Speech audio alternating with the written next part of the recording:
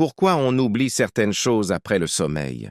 Le vrai problème n'est peut-être pas la mémoire, mais l'état psychologique moderne. Beaucoup pensent avoir des problèmes de mémoire, alors qu'en réalité, le cerveau oublie rarement par hasard. Il oublie parce que l'esprit est saturé et parce que l'attention est fragmentée. Dans le monde actuel, avec les vidéos courtes, les notifications et la surconsommation d'informations, le cerveau reçoit trop de signaux et n'arrive plus à tout enregistrer correctement.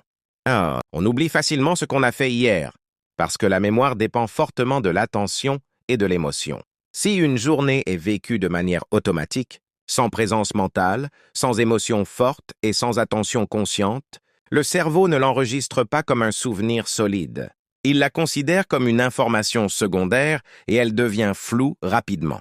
Le sommeil joue aussi un rôle important. Pendant la nuit, le cerveau trie les informations. Il organise les souvenirs.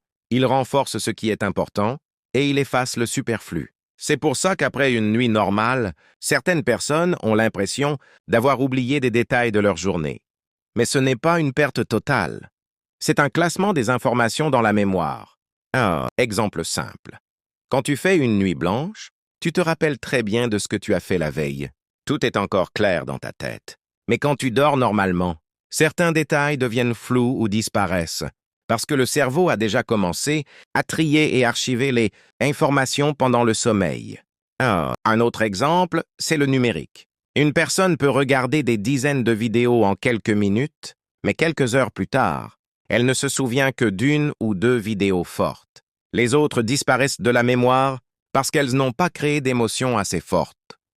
C'est pour ça que parfois on a l'impression que les journées passent vite ou qu'on oublie facilement ce qu'on a fait. Ce n'est pas seulement un problème de mémoire, mais aussi un problème de présence mentale et d'attention dans le moment vécu. Le cerveau n'oublie pas tout. Il sélectionne, il protège et il archive. Et le vrai problème aujourd'hui n'est peut-être pas d'oublier, mais de vivre sans être vraiment présent. Parce qu'un moment vécu avec une émotion réelle peut rester toute une vie, alors qu'une journée entière vécue dans la distraction peut disparaître très vite de la mémoire.